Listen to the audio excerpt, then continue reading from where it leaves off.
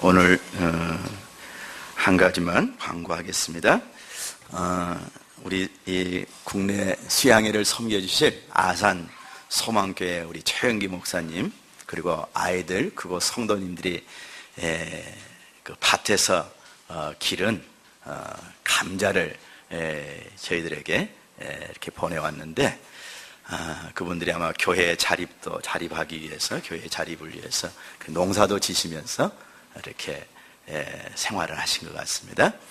그래서 감자를 한 20박스 정도 가져오셨는데, 우리가 그 하나님께 은혜를 이렇게 보답할 수 있는 좋은 기회입니다.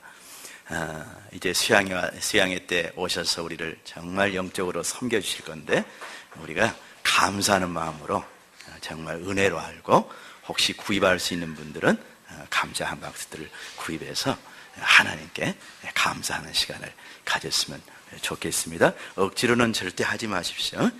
억지로는 절대 하지 마시고, 감사하는 마음으로 그 좋은 강사님 우리 수양에 또 보내주셨는데, 그 강사님의 마음과 또 그 교회를, 연약한 교회인데 우리보다 더 훨씬 연약한 교회입니다. 그러나 우리가 도울 수 있으면 좋겠습니다. 자, 그리고 한 가지는 우리가 지금 새벽 기도를 다시 일주일에 한 번씩 우리 도전해 봅시다 이렇게 했는데, 우리가 다시 한번 도전했으면 좋겠어요. 우리가 새벽에 일어나서 하나님의 은혜를 갈망하고 하나님을 찾는다는 것은 정말 좋은 거룩한 습관입니다. 세상에서 그런 말이 있죠. 일찍 일어나는 새가 일찍 먹이를 발견한다고 말이 있죠. 근데 진짜 새벽에 하나님의 은혜를 갈급하는 그런 성도, 또 그런 교회, 그런 민족은 정말 하나님께 은혜를 입을 수밖에 없습니다. 그러나 율법으로는 생각하지 마십시오. 율법으로는 생각하지 말고, 율법적으로 안 하면 하나님이 나를 야단치실 거야, 이런 시각은 아닙니다. 이런 시각은 아닙니다. 여러분들이 정말 은혜를 갈망하는 마음으로, 그리고 선한, 율법으로 우리가 본다 할 때는 선한 기능으로 보면 돼요. 하나님, 일주일에 한 번 제가 새벽기도 하겠습니다. 그러나 목사님의 이런 어떤 방향 때문에 하는 것이 아니라, 이걸 뛰어넘어서 정말 은혜를 갈망하는 자로 나가겠습니다. 하나님의, 주님의 은혜를 정말 구하는 자로 나가겠습니다. 그리고 또한 내 가족을, 내 이 교회 공동체를, 정말 또한 이제 교회가 지금 감당하고 있는 선교 사명을 위해서 제가 사랑으로 나가겠습니다. 사랑으로 나가겠습니다. 율법은 바로 그 안내자 역할을 합니다. 그래서 정말 하나님과의 관계성, 그 관계 속에서 하나님의 사랑, 하나님에 대해서 사랑으로 반응하고 교회의 공동체에서 사랑으로 반응하는 그런 방향으로 나가는 그런 기준으로, 또 방향으로 여러분들이 율법을 사용하시면, 그것이 율법의 순기능입니다. 알겠죠? 순기능입니다. 하나님은 그러기 위해서 하나님의 말씀을 우리에게 또 주신 것입니다. 아멘. 한번 다시 도전해 봅시다. 한번 새벽에 만나서 우리가 만나면 힘이 난다, 주서랑 화이팅, 그렇게 한번 했으면 좋겠습니다. 자, 그런 우리가 서로를 우리가 격려하는 마음으로 우리 한번 구호를 외쳤으면 좋겠습니다. 만나면 힘이 난다, 주서랑 화이팅! 아멘. 우리가 해낼 수 있습니다. 오늘 말씀 같이 나누도록 하겠습니다. 하나님이여 불쌍히 여기소서라는 제목입니다. 이 말씀은 우리가 하나님 앞에 어떤 자세로 나가야 되는가 하는 것을 너무도 잘 말씀해주고 있습니다. 하나님 앞에 나아가 기도하는 자세든, 우리가 하나님 앞에 나아가 예배하는 자세든, 그 예배의 자세, 기도의 자세, 또 찬양하는 자세, 이 하나님 앞에 서 있는 우리의 자세가 어떠해야 되는지 오늘 말씀은 너무도 잘 나타내주고 있습니다. 예수님께서는 18장에서, 본문 18장에서 기도하는 자세에 대해 두 가지를 가르치시는데, 바로 앞부분 과부와 재판장 비유를 통해서는 정말 낭망치 않는 끈질긴 기도가 하나님을 감동시킨다. 하나님을 감동시킨다. 그래서 낭망치 않고 응답받기까지 기도하라 하는 그 기도의 자세를 가르치셨습니다. 그리고 두 번째는 이제 정말 세리와 같이 겸손하게, 세리와 같은 그런 겸손한 마음으로 하나님 앞에 나아가 은혜를 구하는 자가 하나님 앞에서 의롭다 여김을 받는다, 하나님 앞에서 정말 옳다 여김을 받는다 하는 그런 기도의 두 번째 자세를 가르쳐주고 있는 것입니다. 오늘 이 말씀을 통해서 우리가 예배에 나오는 나의 마음은 어떤 자세인가, 우리가 세상 속에서 살아갈 때 하나님 앞에 하나님 앞에 설 때마다, 하나님의 이름을 부를 때마다 나는 지금 어떤 자세로 하나님 앞에 나아가고 있는지, 우리의 마음 자세를 한번 살펴보는 시간을 가졌으면 좋겠습니다. 본문의 9절 말씀을 보면은 이 비유 말씀을 듣는 대상자가 누구인가 하는 것이 나타나고 있습니다. 또 자기를 의롭다고 믿고 다른 사람을 멸시하는 자들이라고 표현하고 있습니다. 이런 사람들에게 이 비유의 말씀을 지금 예수님께서 하고 계시는 겁니다. 자기를 의롭다고 믿는다고 그랬습니다. 자기를 의롭다 하고 믿는 자들입니다. 그리고 자기와 같지 않는 사람들을 멸시하는 자들, 불의한 자라고, 그리고 부정한 자라고 이렇게 멸시하는 자들이 당시 유대 사회에 있었다는 얘기입니다. 이런 자들이 과연 그러면 누구였을까요? 오늘 성경 말씀에 보면은 바리새인들이라고 나와 있는 것을 알 수가 있습니다. 서기관들과 바리새인들. 서기관들은 말씀을 연구하고, 성전에서 말씀을 연구하고 말씀을 백성들에게 가르치는 자들입니다. 그래서 하나님의 말씀에 대해서 가장 잘 아는 자들입니다. 하나님의 말씀에 대해서 가장 잘 아는 자들입니다. 모세 오경에 대해서 가장 잘 아는 자들입니다. 가장 잘 아는 자입니다. 그리고 바리새인들은요, 가장 철저하게 모세의 오경을 지키는 자들입니다.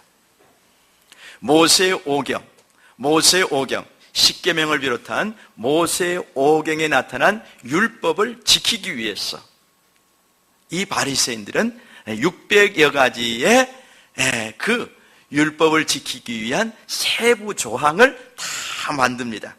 다 만들어 놓고 그 율법들을 지킵니다. 그 율법들을 지킵니다. 요즘 현대판 율법 중에 어떤 것이 있냐 그러면은 엘리베이터를 탈 때도 유대인들은 어떻습니까? 엘리베이터를 눌러서는 안 되는 거예요. 눌러서는 안 되는 거예요. 이런 안식일을 지키라, 안식일을 거룩히 지키라 하는 그 안식일 율법을 지키기 위해서 이들은 세부적인 그 지침을 만들어 놓고 그걸 지킵니다. 또 병자들을 이 병자 치유에 관한 규정을 보면은요, 정말 응급한 상황에 빠져 있을 때 그 응급처치를 하는 것은 용납을 합니다. 그러나 그러지 않는 경우에 환자를 돌보는 것은 금해져 있습니다. 그래서 성경 본문에도 그런 경우들이 안식일법을 예수가 어겼다 이렇게 비난하는 그런 사건들이 있는 것을 우리는 보게 됩니다. 예수님이 한 성전에, 한 회당에 들어가서 말씀을 가르치는데 한 손 마비된 사람이 있었습니다. 한 손이 마비돼 가지고 이 마비된 손이 아주 볼품없게 작아져 있죠. 그래서 이 사람은 어쩌면은 이 항상 뒤로 감추고 다니거나 그랬을 것 같아요. 그런 한 손 마비된 사람이 있었습니다. 그런데 예수님께서 이제 말씀을 가르치신 후 그 한 손 마른 자를, 마비된 자를 향해서 말씀하십니다. 이 내 손을 거기서 일어서십시오. 그리고 내 손을 내밀라 이렇게 명령을 하셨습니다. 그러니까 이 한 손이 마비된 사람이 믿음으로 반응을 했습니다. 믿음으로 반응을 했습니다. 예수의 명령에. 그럴 때 이 마비된 손이 온전해지는 것을, 이 온전해진 기적이 나타났습니다. 그래서 사람들, 순전한 사람들은 박수갈채를 부르고 하나님의 능력이 예수 그리스도를 통해서 그 사람을 고치는 것을 보고 하나님께 영광을 돌리고 기뻐하는 자들이 있었습니다. 그런데 이러한 자들과 달리 안식일법을 어겼다고, 그리고 예수 그리스도를, 예수님을 바로 비난한 자들이 있었습니다. 판단하고 정죄하고 비난한 자들이 있었습니다. 그들이 바로 누구냐? 바로 이 바리새인들입니다. 율법적인 시각에서 볼 때는 예수님의 이 행위는 안식일을 범한 것입니다. 안식일을 범한 것입니다. 이런 식으로 이 율법을 세부적으로 그 세부적인 사항을 만들어 놓고 그걸 지키고 안 지키고에 따라서 죄인이다 의인이다를 판단하고, 그리고 하나님 앞에 의롭다 여김을 받는다고 생각하는 그런 사들이 바로 바리새인들인 것입니다.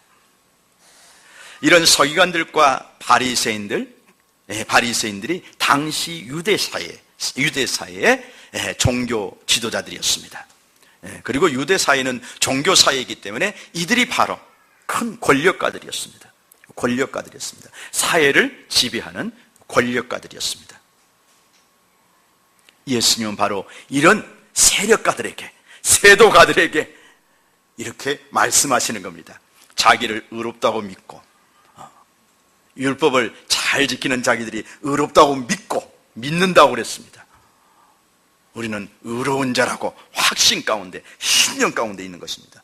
그리고 그러지 못한 자들은 멸시했습니다. 멸시하는 자들에게 예수님께서 말씀하고 있는 것입니다. 10절 말씀을 보십시오. 두 사람이 이 비유에 나오는 두 사람이 있었습니다. 두 사람이 기도하러 성전에 올라가니, 성전은 예루살렘 그 도성의 가장 높은 곳에 있었기 때문에 이제 성전을 상당히 올라가야 됩니다. 성전에 가서 기도하려면 올라가야 됩니다. 이 두 사람이 기도하러 성전에 올라갔다고 그랬습니다. 하나는 바리새인이요 하나는 세리라. 아주 당시 의인이라 칭함을 받는 대표적인 바리새인 한 사람과, 당시 시대적인 상황에서 죄인이라고 멸시를 받는 아주 대표적인 한 사람 세리가 오늘 본문 비유에 나타나고 있는 것입니다. 바리새인은 서서 따로 기도하여 이르되, 죄인들과 함께 섞여서 기도했다는 것이 아닙니다. 아마 바리새인들, 의롭다고 여기는 자들은 따로 서서, 그들이 서서 기도하는 섹터가 그런 어떤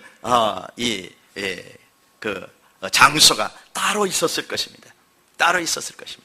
그래서 사람들이 저기는 구롭다고 여기는 종교 지도자들이 기도하는 것이야, 우리는 감히 거기 갈 수도 없어, 이렇게 구별된, 그 성전 내에 이렇게 구별된 무언의 장소가 있었을 것입니다. 그래서 바리새인은 그 무언의 장소에 가서 하나님께 기도합니다. 기도의 내용이 무엇입니까? 하나님이여, 나는 다른 사람들 곧 토색, 불의, 간음하는 자들과 같이 아니하고 이 세리와도 같이 아니함을 감사나이다. 이제 그 기도하러 성전에 올라갈 때 이 바리새인은 세리가 같이 따라오는 것을 보았습니다. 아이 부정해, 재수없게 저런 세리가 왜 나를 따라와? 아마 이러면서 그 성전에까지 나갔을지도 모르겠습니다. 그래서 그 성전, 이 바리새인은 이 세리를 의식하고 있는 것입니다. 그러면서 저 세리가 어디서 기도하고 있나 보니까 저 이방인들이나 기도하는 이방인들이나 들어올 수 있는 그 이방인들의 뜰에서 기도하고 있는 모습이 저 멀리서 보였습니다. 그런데 그 세리를 가르치면서 이 세리와도 같이 아니함을 감사하나이다. 이렇게 하면서 하나님 앞에 기도를 올렸습니다. 하나님이여, 나는 다른 사람들, 이 다른 사람들은 자기와 다른 사람들이 아니라 자기 부리와 다른 나머지 모든 사람을 가리킵니다. 이 바리새인들은 굉장히 독선적인 사람들이었습니다. 편협한 사람들이었습니다. 그래서 자기들 그룹만 거룩한, 의로운 그런 자들이라고 여겼고, 그 외에 나머지 모든 사람들은 다 멸시를 했습니다. 그래서 다른 사람들, 토색하는 자들, 불의를 행하는 자들, 간음을 하는 자들과 같이 아니하고 그렇게 죄를 짓지 아니하고 이 세리와도 같이 아니함을 감사하나이다. 당시 세리에 대해서는 여러분들이 많이 들었습니다. 세리들은 정말 동족에게 손가락질 받는 이런 삶을 살았기 때문에 그 마음의 갈등과 고통이 너무나 컸습니다. 그래서 스스로도 사람들 앞에, 동족 앞에, 그리고 이스라엘의 하나님 앞에 스스로도 어느 한 구석 의롭다고 이렇게 자신들을 내세울 수 있는 그런 거룩한 곳이 없는 자들이었습니다.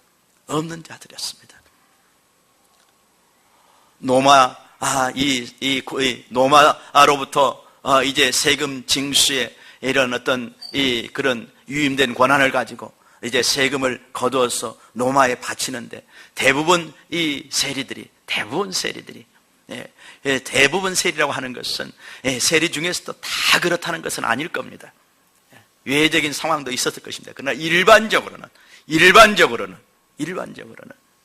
이제 자신들의 몫을 챙기기 위해서 그 노마 식민 지배하에서 그 착취당하는 자기 동족을 또 착취한 것입니다. 또 착취해서 자신들의 몫으로 삼았습니다. 그렇기 때문에 어떻게 그렇게 할 수가 있느냐? 이렇게 정말 매국노라고 동족의 피를 빨아먹는 자라고 그렇게 판단을 받고 정죄를 받는 자들이었습니다. 우리 일제시대로 예를 들면은 바로 이 일본 제국주의와 앞잡이가 되어서 우리 동족을 정말 착취하는 자들과 똑같았습니다. 우리 이완용 같은 사람을 우리가 매국노라고 그러는데 그런 매국노와 똑같은 그런 취급을 받고 있는 자들이 세리였습니다. 그래서 자기 동족 앞에서도 정말 부끄러움을 그런 정죄받고 판단받는 그런 자의식을 가지고 살 수밖에 없는 사람들이 바로 이 세리들이었습니다. 이렇게 동족의 그런 이 질시를 받을 때 그들의 내면에 마음의 평화가 있을까요? 평화가 없습니다. 겉으로는 부유하게 살지만은요, 겉으로는 정말 먹을 걱정 없이 사는 것 같지만요, 그들의 내면은 행복할 수 없습니다. 정말 비참한 그런 마음을 가지고 살 수밖에 없습니다. 또한 그런 가족들도 마찬가지입니다. 이 세리의 아내도 마찬가지고 자녀들도 마찬가지입니다. 자녀들도 아버지를 존경하지 않을 것입니다. 아내도 이 남편을 어쩌면 똑같이 살아가면서도 존경하지 못할 것입니다. 그런 속에서 삶의 의미와 목적을 찾을 수 없습니다. 삶의 기쁨을 찾을 수 없습니다. 그렇기 때문에 내면적으로도 얼마나 황폐한 인생을 살 수밖에 없는 것이 당시 세리들의 모습이었습니다. 그래서 어디를 가나 죄인 심정을 가질 수밖에 없는, 사람들 앞에서든 성전에서든 어디를 가나 죄인 심정을 가질 수밖에 없는 자들이 이 세리였습니다. 그래서 이 바리새인은 그렇게 하나님 앞에 기도했습니다. 이 세리와도 같이 아니함을 감사하나이다. 이렇게 기도했습니다. 그리고 더 나가서 어떻게 기도했습니까? 나는 일주일에 2번씩 금식하고 또 소득의 11절을 드린나이다. 소득의 11절을 드린나이다. 이 금식도 자기들이 이렇게 정해서 하는 것입니다. 자기들의 경건을 위해서 자기들이 이렇게 기준을 세워서 정해서 이렇게 하는 것입니다. 하나님이 시켜서 하는 것은 아닙니다. 금식 자체가 나쁜 건 아닙니다. 진짜 우리가 내 안에 주님의 은혜가 식어지고 정말 우리 마음이 강팍해지고 이제 우리가 이 잘못되어 가면서도 그 잘못된 것을 못 느끼고 할 때는 어찌입니까? 진짜 금식하면서라도 우리가 가슴을 찢고 하나님의 은혜를 다시 붙들어야 됩니다. 이 영적인 생명이 가장 중요하기 때문에 그렇습니다. 우리의 마음이 하나님 앞에서 무디어 갈 때 우리는 그런 자세를 가져야 됩니다. 그럴 때 금식이 너무너무 좋은 하나님 앞에 나아가는 그런 자세일 수 있습니다. 그러나 이 사람들은 일주일에 2번 금식하는 그 날을 정한 것은 바로 자신들이 의롭다함을 받기 위해서 그렇습니다. 하나님 앞에 2번 금식하면 하나님께서 우리를 확실히 의롭다 해주시겠지. 그리고 여기서 11조도요 그냥 자신들이 어떤 그 벌이에서 10분의 1만 단순하게 드린 것이 아니라 자신의 재산 전부, 자신의 재산의 모두의 10분의 1을 드리는 것입니다. 어떤 특정한 영역에 10분의 1만 드린 것이 아닙니다. 이것은 어떻게 보면 성경에 이 규정된 10분의 1보다 더 진하게 드렸다는 얘기입니다. 그리고 그렇게 했기 때문에 자기들은 얼마나 하나님 앞에 의로운 자들인지 모른다는 얘기입니다. 이런 종교적인 규례를 잘 지켰습니다. 그리고 그것을 지금 하나님 앞에서 자랑하고 있는 것입니다. 다시 한번 보십시다. 다시 한번 11절과 12절 한번 보십시다. 하나님이여, 나는 다른 사람들 곧 토색, 불의, 간음을 하는 자들과 같이 아니하고 이 세리와도 같이 아니함을 감사하나이다. 나는 일회에 2번씩 금식하고 또 소득의 11절을 드리나이다. 이 바리새인의 고백을 볼 때, 겉에 나타난 행동을 볼 때 정말 이렇게 의로울 수가 없습니다. 이렇게 의로울 수가 없습니다. 정말 존경스러울 정도로 의롭습니다. 그런데 사실은 이 바리새인들은 정말 하나님 앞에 교만한 자들이었습니다. 그 율법적인 종교적인 그런 규정을 다 지켰으므로 바로 그 종교적인 규정을 다 지킨 자기 의를 가지고 내가 이렇게 했으니 의롭습니다. 내가 이렇게 살았으니 의롭습니다. 저 세리와 같이 안 살았으니 의롭습니다. 이것이 하나님이 가장 미워하는 것입니다. 가장 미워하는 것입니다.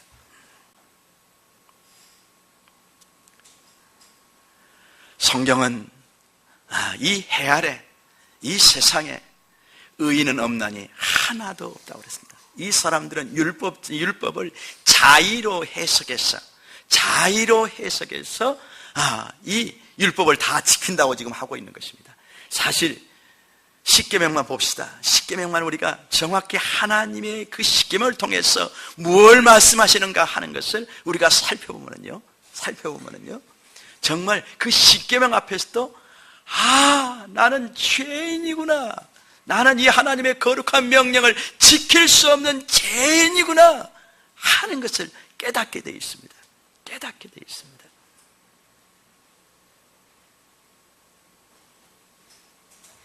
예수님은 십계명을 2가지로 요약해 주셨습니다.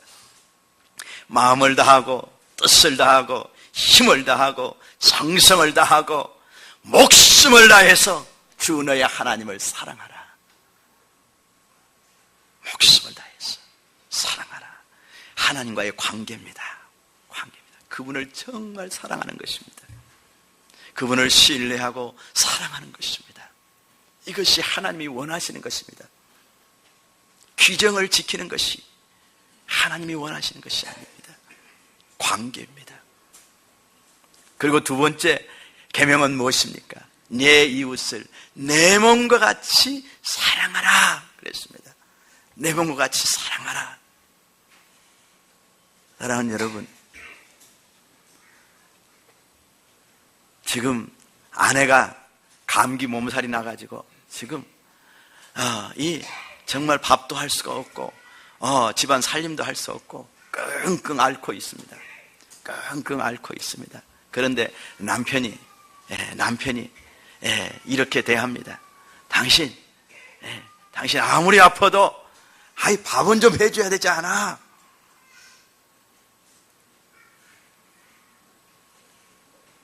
그런데 이 평소에 이 남편은 어쩝니까? 자기가 아플 때는 그냥 완전히 죽는 신용을 다해요. 그냥 죽는 신용을 다하면서 나 여기도 아파 저기도 아파, 나 죽겠어, 빨리 나를 병원이라도 데리고 가야지, 이렇게 놔두면 어떻게 해? 막 이렇게 난리법석을 칩니다.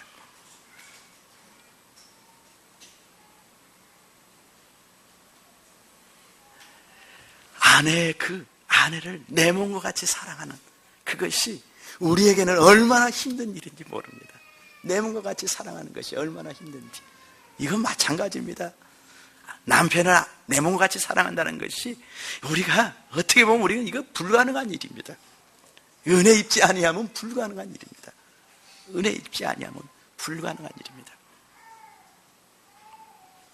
우리 마리아 선교사님이 인도네시아에 선교할 때 한 형제가 정말 불덩이가 돼가지고 아팠습니다. 불덩이가 돼가지고 그 형제가 아팠습니다. 그런데 이 마리아 선교사님이 그 형제와 밤을 꼬박 새는 거예요. 그 형제에게 찬물 수건을 해서 또 올려주고, 또 그것이 따뜻해지면 다시 또 찬물 수건에다가 또 해서 또 올려주고, 밤새 밤을 꼬박 새는 거예요. 꼬박 새는 거예요. 그 형제는 그런 사랑을 어디서도 만나지 못했어요. 어디서도 그 사랑을 경험하지 못했습니다. 그런데 그 자신의 사실은 그분의 신체적인 연약함은 더 크거든요. 그 형제 지금 40도 같이 열을 끌지만은 오히려 그 형제가 더 건강합니다. 그러나 그걸 해내시는 거예요. 해내시는 거예요. 그것이 바로 목자 심정이에요. 목자 심정이에요. 하나님이 은혜 주셔서 그렇게 할 수 있는 것입니다. 하나님이 은혜 주실 때 그렇게 같이 밤을 새는 겁니다. 그 형제의 그 고통을 자신의 고통보다 더 크게 여길 수 있는 것입니다. 우리가 이성적으로 그래 해야 되겠다, 그렇게 해가지고 될 수 있는 세계가 아닙니다. 이성적으로 그렇게 해야지 안 되는 것입니다. 안 되는 것입니다. 하나님의 사랑으로 덧입혀지고, 그리고 하나님께 은혜 입을 때 하나님의 그 사랑, 하나님의 사랑을 우리가 풀어놓을 수 있는 것입니다. 풀어놓을 수 있는 것입니다. 이웃을 내 몸과 같이 사랑할 수 있는 그 사랑은 우리에게 없습니다. 이걸 전제하고 우리가 들어가야 됩니다. 우리가 전제하고 들어가야 됩니다.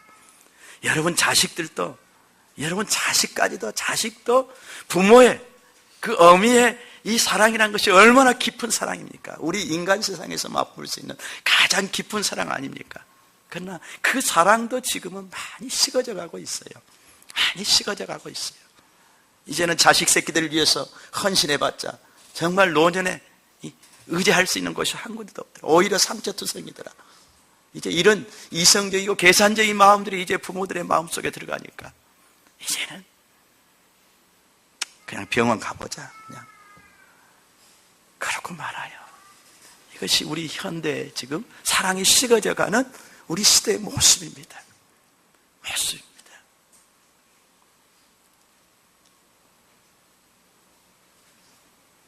우리 안에 그런 가장 깊은 사랑이라 하는 모성에도 이제 그것도 얼마나 한계가 많은지. 과거 우리 어머니, 부모들은 그랬습니다. 정말 아이들이 아프면은 그 밤새 아프나요? 같이 밤을 새요. 이것이 모성에 있습니다. 그것이 부성에 있습니다. 부성에 있습니다.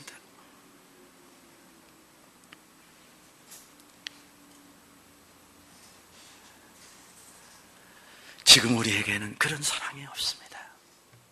내 이웃을 내 몸과 같이 사랑하라 하시는 이 말씀 앞에 우리가 쓸 때 죄인으로 쓸 수밖에 없는 것입니다. 하나님, 저에게는 그 사랑이 없습니다.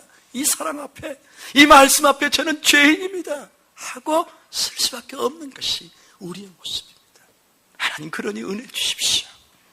제가 그런 사랑을 하고 싶습니다. 은혜 주십시오.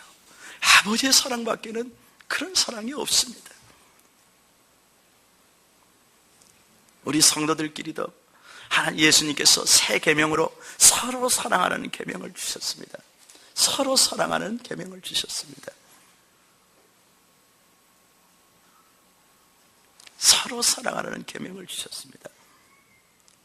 여러분, 그런데 우리가 얼마나 사랑할 수 있습니까?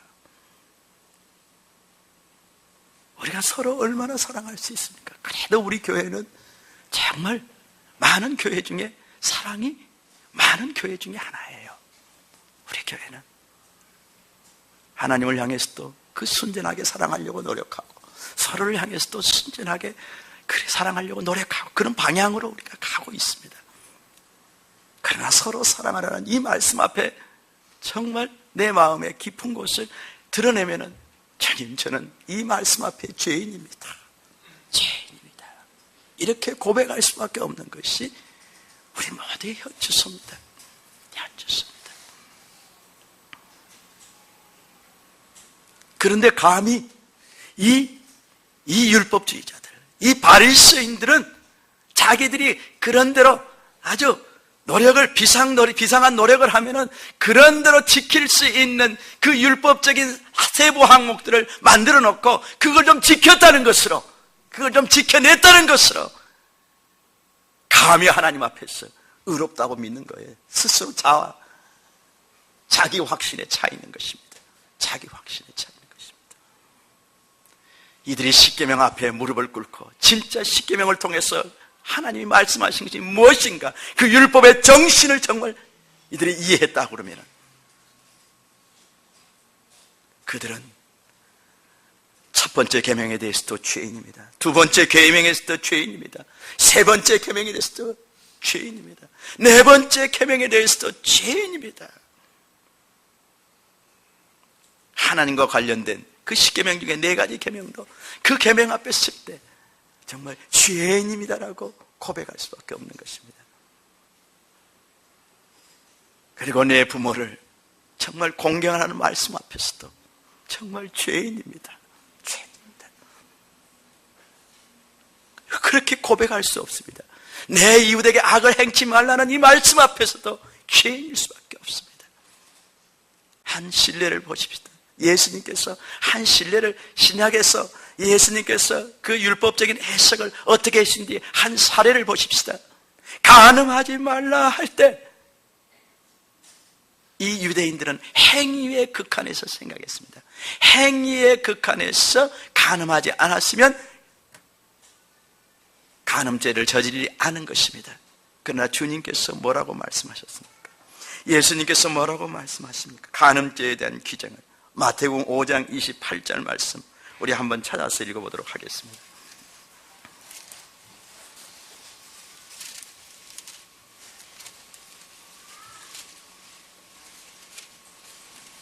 (5장 28절) 말씀.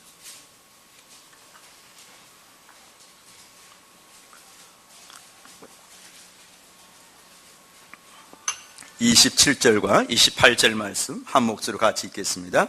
시작. 또 간음하지 말라 하였다는 것을 너희가 들었으나 나는 너희에게 말하노니 음욕을 품고 여자를 보는 자마다 마음에 이미 간음하였느니라. 음욕을 품은 것, 눈에 보이지 않는 마음속에서 음욕을 품은 것, 그것을 하나님께서는 간음죄라고 말씀하고 있는 것입니다. 사실은요, 하나님 보시기에는 행위나 마음속에 있는 것이나 다 똑같아요. 다 똑같아요. 하나님께서 보실 때는. 하나님이 보실 때는 우리 마음속이 다 우리 눈에 드러난 것처럼 다 하나님께서는 우리의 마음의 생각과 그런 욕심이라든가 마음속에 있는 것들이 지금 우리 육신의 눈에 보이는 우리의 모습과 똑같이 하나님 앞에서는 똑같이 다 이렇게 실제로 드러나 있는 것입니다. 우리 인간의 눈에 행위니 마음이니 이 마음속의 죄니 행위의 죄니 구별이 되는 것이지 하나님 앞에서는 구별이 안 되는 것입니다. 사실은. 그래서 간음하지 말라는 이 말씀 앞에 설 때 이 바리새인들이 할지라도 정말 죄인입니다. 죄인입니다.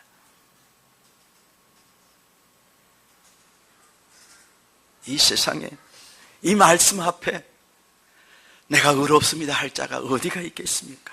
어디에 있겠습니까? 없는 것입니다. 그런데 바리새인들은 자신들이 지킬 만한 600여 가지의 그 세부 규칙을 정해놓고 이것을 우리가 지켜냈으니까 하나님 우리는 의롭습니다. 저 세리와 같지 않습니다. 이렇게 교만한 모습으로 하나님 앞에 이렇게 자기 의를 자랑하고 있는 것입니다. 자기 의를 자랑하고 있는 것입니다. 사실 과거에 제 모습도 그랬습니다. 제가 하나님은 알지 못했지만 그래도 사회적인 어떤 도덕적인 규범 속에서는 옳게 살았다는, 상대적으로 다른 사람보다 옳게 살았다는 그런 자기의가 저에게도 너무 강했습니다. 강했습니다. 그리고 그렇게 살고자 하는 제 속에 있는 내면적인 욕구가 강했습니다. 그래서 대학 다닐 때 저 충장로 거리를 걸으면서 저 충장로 저 어둠 속에서 정말 살아가는 사람들과 이 뒤편 이 술집에서 그냥 그 어둠 속에서 살아가는 저 사람들과 같지는 않다. 그리고 세상을 정죄했습니다. 세상을 판단했습니다. 나는 저 더러운 세상에서는 세상 사람들과는 같이 안 할 거야. 차라리 나는 산속에 들어가서 내가 깨끗하게 살 거야. 제 안에 의롭게 살고자 하는 욕구가 있는 것은 바람직합니다마는 그것을 가지고 내 의로 삼아서 사람들보다 다른 사람들을 멸시하고 다른 사람들은 전부 다 정말 더러운 사람들이라고 이렇게 매도하고 그렇지 않는 나를 내세우는 그런 모습이 사실은 이 바리새인의 모습과 같은 것을 제가 발견하게 되는 것입니다. 발견하게 되는 것입니다. 그러니까 무지해서 제가 그렇게 교만했습니다. 우리 인간은 정말 하나님 앞에 의롭다 이 의롭다함을 받을 수 있는 이런 어떤 행위로서는 의롭다함을 받을 수 있는 존재가 절대 될 수가 없는 것입니다. 그런데도 우리는 남을 판단하고 남을 정죄하는 것입니다. 이러한 자들에게 주님께서 뭐라고 했습니까? 너의 눈에 있는 들보를 떼어내라. 그리고 남의 눈에 있는 티끌을 빼내라. 이렇게 말씀하고 있는 것입니다. 우리는 우리 안에 있는 들보를 보지 못하기 때문에 감히 누구를 멸시하는 것입니다. 멸시하는 것입니다. 요즘 이 매스컴들, 이 기자들이 기자 쓰는 것을 보면은, 이 기사를 쓰는 걸 보면은, 이 사람들이 전부 하나님 자리에 앉아서 자기 판단이 다 옳다고 하는 거예요. 우리 축구팀에 대한 것도 보면은, 자기들이 다 감독이에요. 감독 위에 슈퍼바이저예요. 슈퍼 감독이 전부.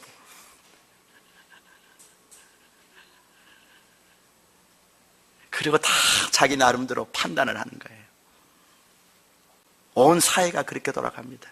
온 사회가, 사회 시스템이 자기의 들보를 보지 못하고 판단하고 정죄하는 자리에 서서 돌아갑니다. 그 속에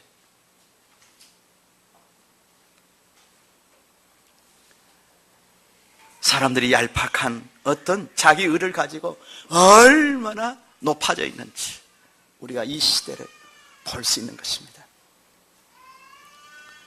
의롭게 산 자들만이 꼭 판단하고 정죄하고 누군가를 멸시하는 거 아닙니다.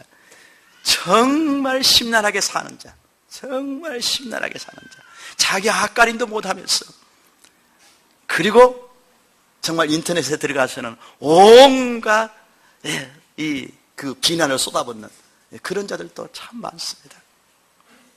그런 자들도 참 많습니다. 한 형제가, 제가 과거에 도와보고자 애를 썼던 한 형제가 있습니다. 애를 썼던. 집에서 큰 짐입니다. 돈 2,000원만 있어도 그냥 술집으로 달려갑니다. 용돈만 부모가 주면은 그냥 전부 술집에다가 날립니다. 그리고 폐인처럼 살아갑니다. 그런데 이 형제가 인터넷에만 들어가면은 그냥 기독교 지도자들부터 시작해서 모두가 다 그냥 다 까는 거예요, 까는 거예요. 전부. 사회에 그런 이 부조리를 전부 까는 거예요. 전부 인터넷으로 그걸 다 올리는 거예요. 올리는 거예요.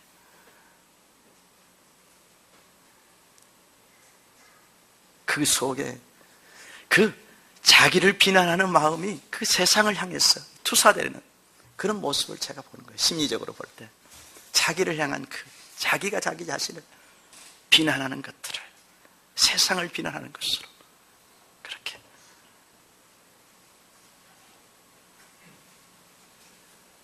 우리 안에 이는 이 바리새인들과 같은 그런 우리의 사고 시스템이 얼마나 깊이 박혀 있는가 하는 것을 지금 제가 여러분들에게 말씀하고 있는 것입니다. 여러분들에게. 저는 우리 교회가 이런 율법주의적인 사고, 그런 사고체계가 다 깨어지기를 원합니다. 우리 예수님께서는 이것을 깨기 위해서 오셨습니다. 우리를 판단하고 우리를 정죄하고 비난하고 비판하고 하실 수 있는 분은 오직 유일하신 하나님이십니다. 왜? 그분만이 전체로 우리를 볼 수 있는 분이기 때문입니다. 그분만이 전체로 이 세상을 볼 수 있는 분이기 때문에 그렇습니다. 그분만이 절대적으로 옳고 그른 것을 판단하실 수 있는 분이기 때문에 그렇습니다. 그런데 그분은 그것으로 자신의 하나님의 그 지식을 가지고 우리를 판단하러 오시지 않았습니다. 우리를 정죄하러 오시지 않았습니다. 우리의 그런 허물과 죄를 다 용서하시고, 우리가 죄인 되었을 때부터 용서하시고, 그리고 그 연약함을 다 율법 아래 나갔을 때 죄인이라고 고백할 수밖에 없는 그 연약함을 다 용납하시고, 그리고 우리 인류의 죄를 당신의 몸에 다 받으시고, 그리고 십자가에서 죽으신 것입니다. 요한복음 8장 7절에서 7절 말씀, 7절에서 우리가 7장의 이 8장 7절에서 보면은 한 간음한 자의 여인에 대해서 나옵니다. 1절부터 쭉 보면은요, 요한복음 8장 한번 보십시오. 한번 보십시오. 예수님께서 아침에 성전에 나가 말씀을 가르칠 때였습니다. 그런데 소란스러웠습니다. 예수님이 가르쳐왔는데 소란스러운 소리가 들렸습니다. 그 소란이 왜 일어나는 거 했더니 이 서기관들과 바리새인들이 간음하다가 현장에서 잡힌 여인을 끌고 이 예수님 앞에 온 것입니다. 이 서기관들과 바리새인들이 얼마나 지독한 사람들인가 하는 것을 알 수 있는 것입니다. 예수님을 책잡기 위해서 이런 죄 짓는 한 여인을 엿보고 있다가 옳다 됐다 하고 그 현장에서 잡아가지고 예수님 앞에 끌고 온 것입니다. 여러분, 율법주의가 얼마나 잔인하고 무서운가 하는 것을 우리가 여기서 봐야 됩니다. 절대 율법주의는 사람을 살리거나 사람을 변화시킬 수 없습니다. 그런데 이들은 이 여인을 이렇게 잔인한 모습으로, 이 부끄러워서 어쩔 줄 모르는 이 여인을 이 예수님이 가르치는 수많은 군중들 앞으로 끌고 온 것입니다. 끌고 와서 모세의 율법에는 돌로 치라 했는데 당신은 어떻게 말하겠습니까? 예수님께 이렇게 질문하는 것입니다. 돌로 치라 하면 어떻겠습니까? 지금 예수님이 가르치는 복음은 무엇입니까? 죄인들을 위해서 오신 복음입니다. 내가 죄인들을 위해서 왔다. 죄인을 부르러 왔다. 의인을 부르는 것이 아니라 죄인을 부르러 왔다. 예수님이 이 땅에 오신 것이 그것이 아니겠습니까?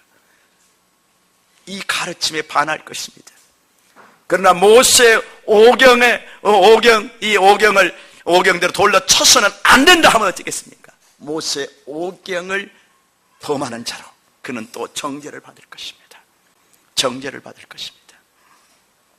이렇게 예수님을 책잡기 위해서 이 서기관들과 바리새인들이 이런 짓을 하는 것입니다. 이때 예수님께서 뭐라고 말씀하셨습니까? 이들이 이렇게 살기 등등하고 기세 등등해서 이제 너는 네가 어떻게 말하나 보자 이렇게 하고 있는 그들 앞에서 예수님께서는 잠시 가르치는 것을 중단하시고 땅에 엎드려 뭔가 땅에다가 글을 쓰시는 것처럼 보였습니다. 그들에게 생각할 기회를 주신 것입니다. 그리고 일어나서 그들에게 말씀하십니다. 너희 중에 죄 없는 자가 먼저 돌로 치라 이렇게 말씀하십니다. 그리고 나서 다시 땅에 엎드려 땅에다가 무언가 글씨를 씁니다. 이렇게 쓰시고 일어섰을 때 그 살기 등등 해가지고 돌을 들고 있었던 그 무리들이 한 사람 한 사람, 어른으로부터 아이들까지 한 사람 한 사람 돌을 다 그대로 내려놓고 그 여인에게서 물러갔습니다. 예수님의 이 말씀이 그들의 양심을 보게 한 것입니다. 그들의 양심을 들여다보게 한 것입니다. 그들의 들보를 보게 한 것입니다. 그들의 들보를, 마음속에 있는 들보를 보게 한 것입니다. 어른부터 아이들까지 자신들의 마음의 들보를 볼 때, 내 안에도 모세 오경을 여긴 똑같은 죄가 있구나. 똑같은 죄가 있구나.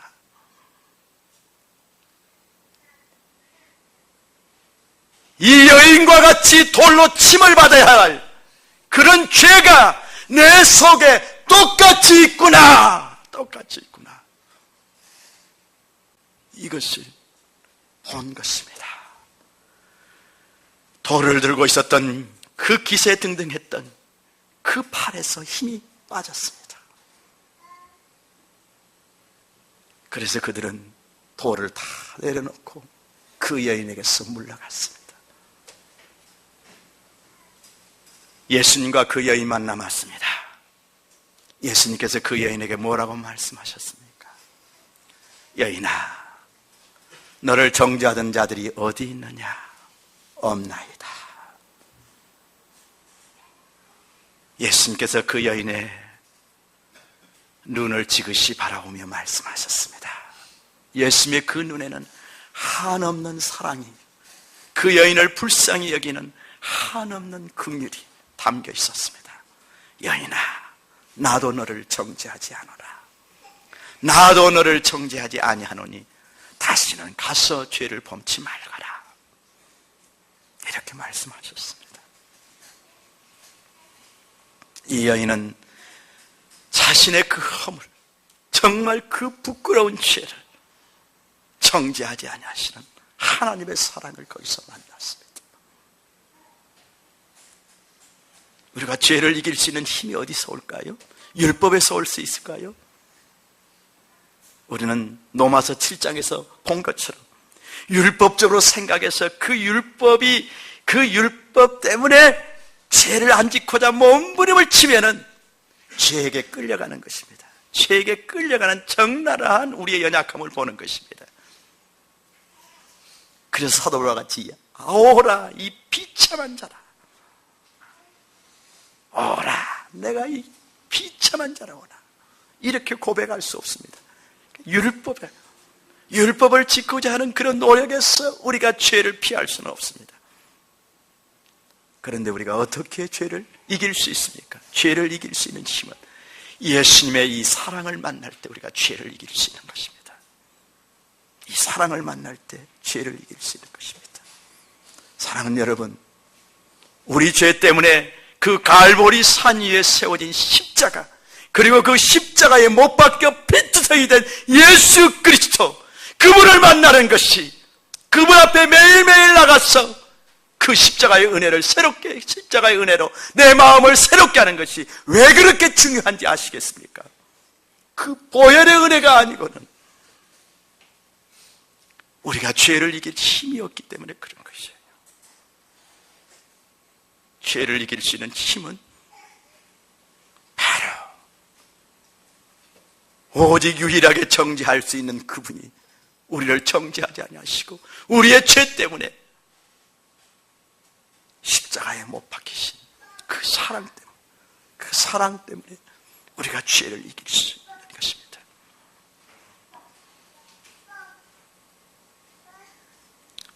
여러분 안에 누군가를 판단하고 누군가를 정죄하고 누군가를 멸시하는 마음이 있다 그러면 이건 하나님으로부터 오는 것이 아닙니다. 성령으로부터 온 것이 아닙니다. 생명의 성령의 법 아래 살아가는 자들은 율법 아래 거하지 않습니다. 죄와 사망의 법인 율법 아래 있지 않습니다. 율법 아래 있지 않습니다.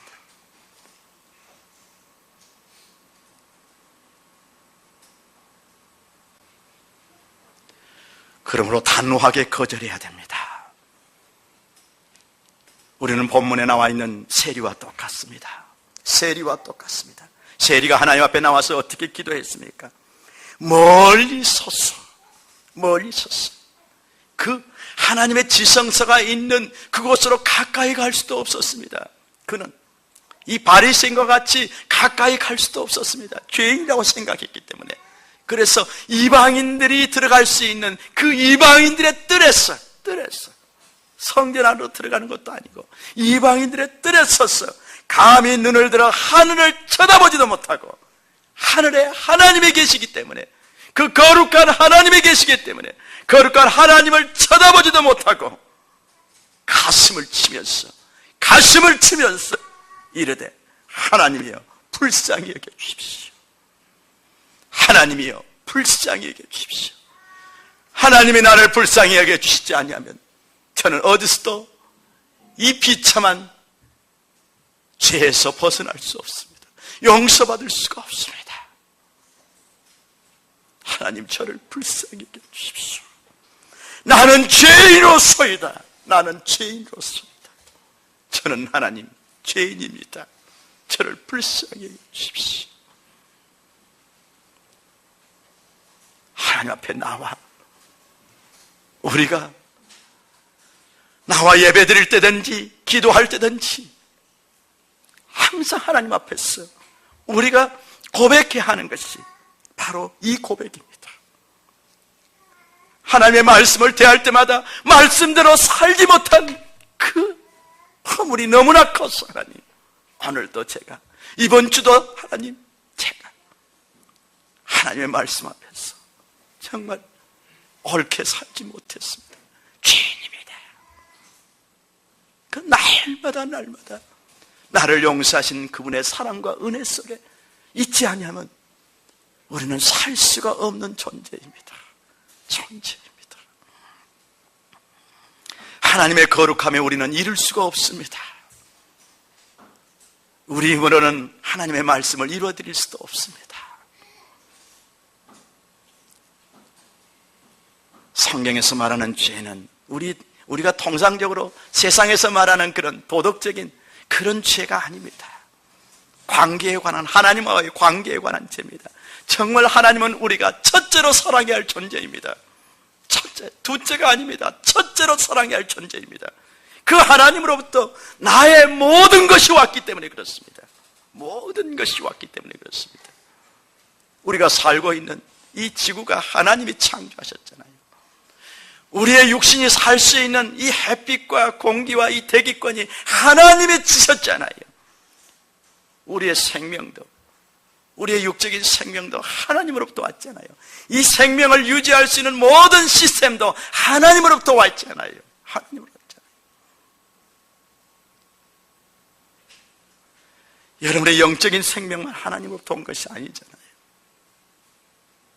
하나님으로부터 오지 않는 것은 하나도 없습니다. 그래서 우리 인생에 가장 중요한 분이 하나님이시고 가장 첫째로 사랑해야 할 분이 하나님인 것입니다. 정말 마음을 다하고 성품을 다하고 힘을 다하고 목숨까지 다해서 사랑해야 할 분이 하나님 그 한 분밖에 없습니다. 그러나 율법으로 사랑하라면 우리는 사랑할 수 없습니다. 항상 죄인일 뿐입니다. 항상 죄인일 뿐입니다. 하나님은 그러나 그런 식으로 사랑하기를 원치 않으셨습니다. 바로 먼저 사랑을 보이셨습니다. 우리에게 먼저 사랑을 보였습니다. 바로 독생자를 주신 사랑을 우리에게 보였고 그 사랑을 만난 자가 이제 그렇게 사랑할 수 있도록 그렇게 우리를 도와주시고 계시는 것입니다. 그리고 우리 힘으로는 마음의 간절함은 있지만은 하나님을 첫째로 사랑하고자 하는 그 하나님을 사랑하기 때문에 하나님을 가장 기쁘게 해드리고 하나님을 가장 정말 존경해드리고 싶지만 그렇게 할 수 없기 때문에 보혜사 성령님을 보내주셨어. 우리가 성령님의 도움으로 하나님을 사랑할 수 있도록 그렇게 도와주시는 거예요. 도와주시는 것입니다.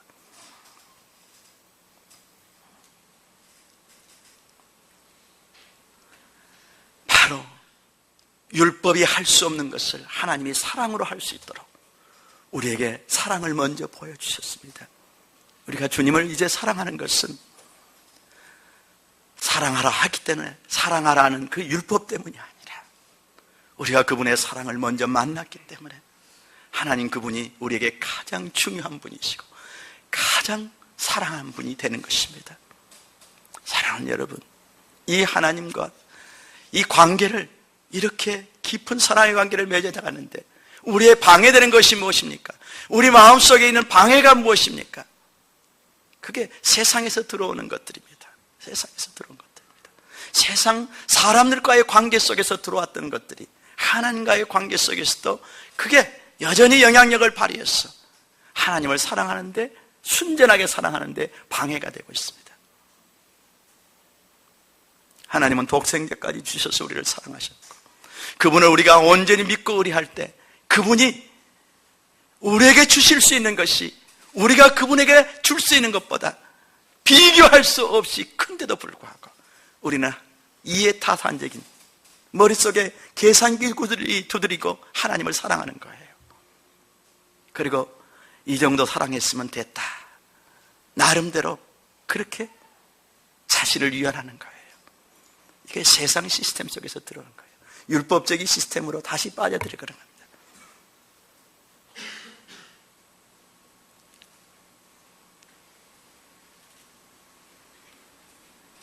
사랑하는 여러분, 우리 CLF 안에서 이제 우리 CLF 교회 안에서 이런 율법적인 시스템이 작동하는 것을 하나하나 다 깨뜨려 버립시다.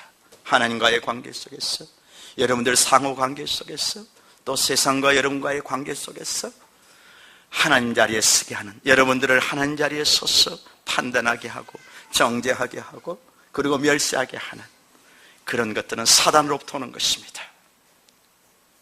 죄와 사망의 법, 이 율법을 왜곡시키는 그 마귀로부터 오는 것입니다. 우리는 이것을 단호하게 거절해야 됩니다. 우리는 먼저 은혜 받았을 뿐입니다. 우리는 세상 사람들보다 먼저 사랑을 받았습니다. 이제 우리는 그 사랑을 세상에 나타낼 자들입니다. 세리와 같은 가슴을 치면서 그 회개하는 자로 우리가 항상 은혜를 덧입고, 나는 당신보다 더 못했습니다. 당신보다 더 못된 삶을 살았습니다. 그러나 당신의 그런 모든 허물과 죄를 사랑하는 분이 있습니다. 다 용납해 준 분이 있습니다. 그리고 당신을 정말 선한 길로 인도해 준 분이 계십니다. 그분이 바로 예수 그리스도십니다. 그분을 교회에 가면 만날 수 있습니다. 이것이 전도인 것입니다. 이것이 전도인 것입니다. 하나님의 사랑, 무조건적인 사랑, 하나님의 이 무조건적인 은혜가 얼마나 사람을 변화시키는 강력한 능력인지 우리는 알아야 하는 것입니다. 여러분에게 한 사람의 마지막 간증을 소개하고 마치겠습니다. 넘치는 은혜라는 책을 이 조셉 프린스라는 이 싱가포르 목사님이신데 참 그 은혜가 무엇인지를 정말 이분이 이분은 진짜 은혜 받으신 분 같더라고요. 나도 이분처럼 진짜 은혜를 좀 알았으면 좋았을 건데 하는 그런 바람이 있었습니다. 아주 좋은 책입니다, 여러분들. 그래서 한번 사서 보십시오. 넘치는 은혜. 이 책 속에 소개된 내용입니다. 이분 교회의 한 자매에 대한 얘기입니다. 그녀는 원래 나이트클럽과 술집을 제집 드나들듯이 드나들고 욕을 입에 달고 살며 마약까지 하던 자매였다. 가출도 밥 먹듯이 했고 절도와 해적판 프로그램 판매 같은 온갖 불법적인 일도 서슴지 않았다. 당시 그녀는 자주 우울증에 빠졌고 진지하게 자살을 고민한 적도 한두 번이 아니었다. 마침내 구차한 삶을 끊기로 결심했을 때, 사랑하는 여러분, 죄는 반드시 우울증에 빠지게 하고 결국은 죽게 만듭니다. 이게 마귀의 전략입니다. 너는 살 가치가 없어. 알겠습니까? 달콤한 죄의 유혹에 빠지게 만들고, 마귀는 이제 죄책감, 정죄의식을 갖게 만들고 결국은 우울증으로 빠지고 죽게 자살하도록 만드는 것이 마귀가 하는 것이에요. 알겠죠? 이 자매도 이런 코스를 지금 밟는 것입니다. 마침내 구차한 삶을 끊기로 결심했을 때 언니를 따라 뉴 크리에이션 교회에 오게 되었고, 오래지 않아 은혜의 복음에 푹 빠져들었다. 그녀의 간증을 들어보자. 난생 처음으로 은혜라는 것을 접했어요. 하나님이 저 같은 문제와도 경멸하시지 않는다는 사실을 알았어요. 기독교를 바라보는 시각이 완전히 변했지요. 결론만 얘기하면 어느 날 하나님께 정말로 존재하시고 나를 사랑하시는지 증명해달라고 소리를 쳤어요. 그랬더니 하나님이 정말로 증명해 주셨지 뭐예요? 결국 2주 만에 예수님께 완전히 붙들려 그분을 내 삶으로 모셨어요. 나머지 이야기는 말 안 해도 충분히 짐작하실 거예요. 분명히 말하지만 저 같은 천하의 죄인을 하나님께로 이끈 것은 율법이 아니라 은혜예요. 주님은 저를 문제하여서 주님을 지극히 사랑하는 여인으로 서서히 변화시켜 주셨지요. 겉으로 드러난 행동이 하루아침에 변한 건 아니에요. 아직 아기 신자일 때는 여전히 예습관이 고개를 쳐들곤 했지요. 하지만 예수님의 사랑과 은혜를 넘치도록 부어주시니 제 안에서부터 진정한 변화가 시작되었어요. 은혜가 즉각적인 결과를 만들어내진 않았을지 몰라도 반드시 열매가 맺히고 한 번 맺힌 열매는 영원히 지속된답니다. 가족 모두가 절 포기했을 때 아버지 하나님은 기적과도 같이 절 내면에서부터 새 사람으로 변화시켜 주셨어요. 다들 하루가 다르게 변해가는 제 모습을 보고 하나님의 역사에 감탄을 금하지 못했지요. 전 하나님의 존재와 은혜를 보여주는 산 증인이랍니다. 할렐루야. 사랑하는 여러분, 은혜는 사람을 변화시킵니다. 우리를 변화시켰고 또 앞으로 우리 교회에 들어올 수많은 사람들을 변화시킵니다. 은혜의 시스템만이 바로 사람을 변화시키는 능력입니다. 그러므로 여러분, 이제 이 은혜를 만나십시오. 그리고 여러분이 먼저 은혜를 경험하십시오. 여러분들이 아직도 율법적인 시스템 속에 들어있다고 그러면 아직 이 은혜를 더 깊이 만나지 못했기 때문에 그렇습니다. 이제 그래서 오늘 말씀을 통해서 정말 세리와 같은 그런 자세로 하나님 앞에 나가서 은혜를 덧입는 여러분들이 되기를 주의 이름으로 축원합니다. 우리 다 같이 13절 말씀 읽고 마치겠습니다.